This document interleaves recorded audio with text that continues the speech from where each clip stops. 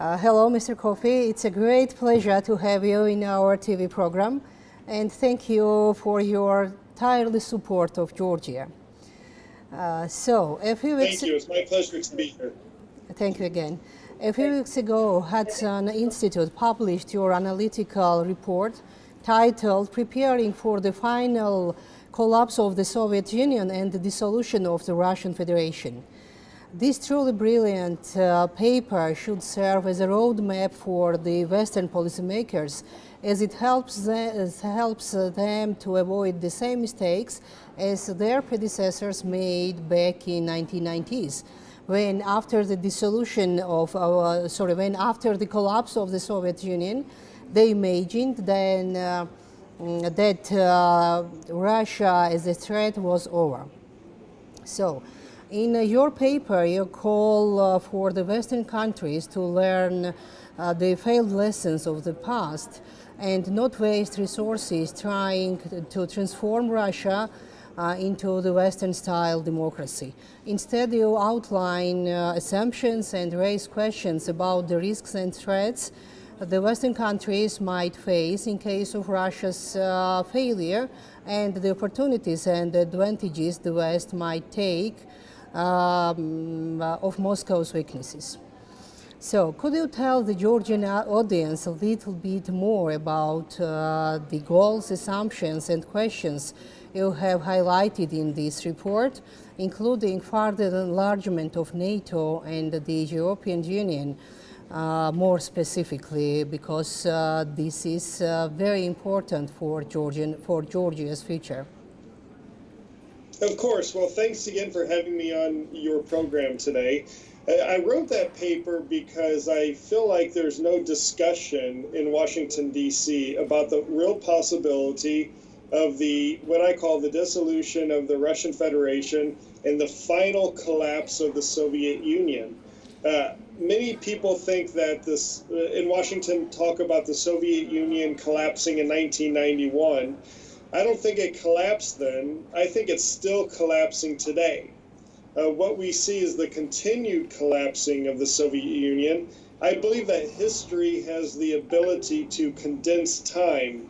So 200 years from now, when historians are writing about the collapse of the Soviet Union, I believe that they will identify February of 2022, Russia's invasion of Ukraine, as the final act and perhaps the most consequential act of the collapse of the Soviet Union. So I don't predict when or how if the Russian Federation will dissolve. I don't even advocate for this in my paper, but I do say that policymakers need to start planning now for this very real possibility. In terms of Georgia, I think there are three areas in my paper that really impact Georgia. The first one is what I describe as the West preparing for a big bang enlargement of NATO and the European Union if the Russian Federation collapses. We should have institutions prepared, mechanisms in place to bring the aspirant countries into these groups, into these alliances quickly if we see complete chaos and a breakdown in government in Russia. This includes Georgia, of course. The second area of focus is on containing any fighting, any insurgency, any conflict inside the borders, the current borders of the Russian Federation. And this applies to Georgia because Georgia borders the North Caucasus, where I suspect there will be a lot of fighting and insurgency if we see a breakdown of central government in Russia. And then the final point, I call on policymakers to start planning for reconstruction and economic assistance for countries like Georgia when it comes to the occupied regions of Shkin Valley and Abkhazia. If we have a complete breakdown in government in Moscow, we could see the liberation of Shkin Valley region or Abkhazia, and we should help Georgia reassert its sovereignty in these regions by helping them with reconstruction and other economic assistance. So have you already discussed your assumptions and analysis with the representatives of the White House or the Department of States or congressmen? And if so, what are their vision about Russia's possible dissolution and its consequences? Well, there are only a few, in my conversations I've had in Washington, there are only a few policymakers that are thinking about the possibility of the breakup of the Russian Federation. That's really what inspired me to write this paper. Now, since I've written this paper, I've received some positive feedback from Capitol Hill. There are congressional offices who I think are starting to think along these lines. But you also have to remember that we're in the middle of a very contentious domestic political time right now in Washington with the new Congress coming in and the old Congress leaving. So there hasn't been much focus on any of these foreign policy issues. But I hope that when the dust settles on Capitol Hill, there'll be more interest by members of Congress on preparing for the potential collapse of the Russian Federation. So let's speak about our region, I mean the Caucasus and the Caspian Sea region. In your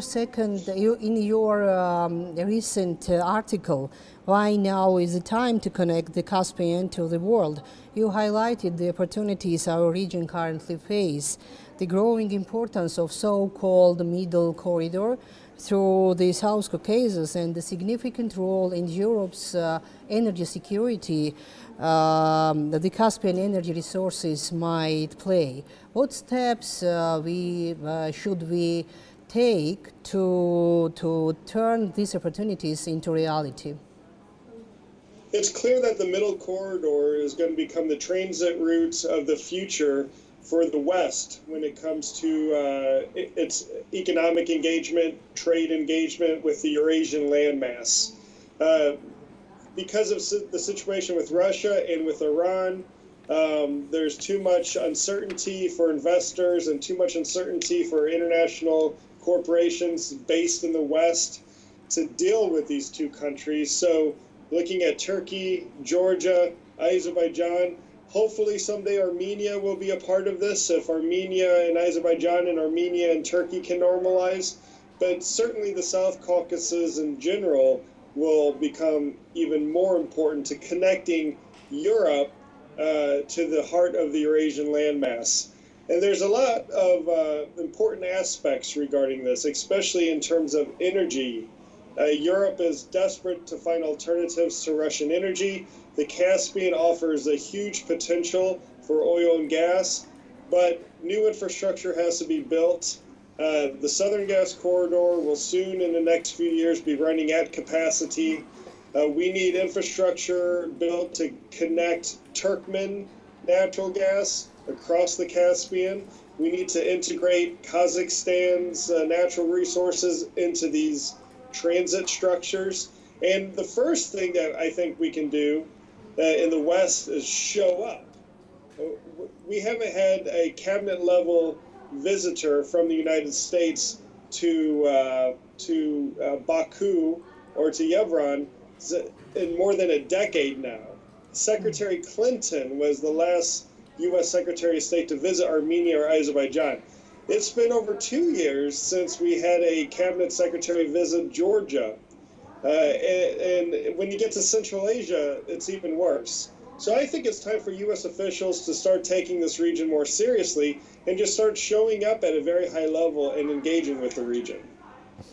So a few words about China. Former Australian Prime Minister Kevin Rudd said recently that Chinese President Xi Jinping considers Putin as a dummy for launching a half-cooked invasion. But Putin is his dummy, his personal dummy and China's dummy. What do you think from the Chinese perspective? What is better solution for China, the current weak Russia or Russia's further dissolution? Well, Russia and China are partners on the global stage, but Russia is China's junior partner. And there are some in Washington who say we shouldn't be focusing on Ukraine because really we need to be worried about China, we need to be worried about Taiwan. But I believe that these two issues of Ukraine and Taiwan, or Russia and China, are intimately linked. China and Russia are two sides of the same coin. Literally, they're two sides of the same landmass. And anything that we can do to help Ukraine defeat Russia will indirectly weaken China because Russia is China's partner.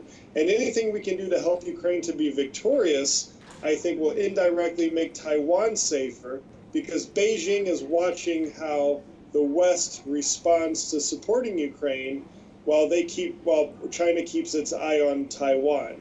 So I think these issues are very linked, and I don't see how Russia will someday disengage or stop working with China. I think Russia needs China, and I think in many ways the relationship suits Beijing as well. According to the latest news, several Western countries, including the US, France, Germany, Poland, the UK, etc., are ready to supply infantry fighting vehicles and Leopard tanks to Ukraine. Does this mean the new phase of the war, which will allow Ukraine to carry out larger attacks? Yeah, this is a very good development, but it should have happened months ago. We finally now decided to provide Ukraine with these armored vehicles, but now it's going to take several more weeks to train the Ukrainians on how to use these vehicles. I believe we should give the Ukrainians everything they need to win. Right now, we hope Russia will lose more than we want Ukraine to win. And we have to start wanting Ukraine to win on the battlefield. And they can win. They've proven they can win.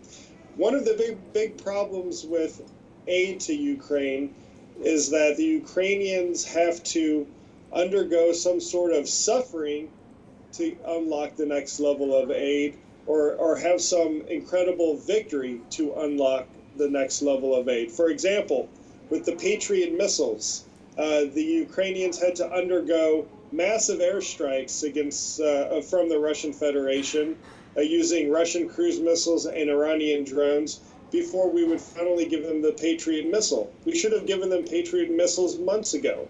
Also, the Ukrainians had, in my opinion, it was their success with their recent counterattacks around Kharkiv and Kherson that convinced Europeans and Americans to give them the infantry fighting vehicles, the armored vehicles like the Bradleys, for example. We have to start giving the Ukrainians what they need to win now and not just wait for certain moments in the future.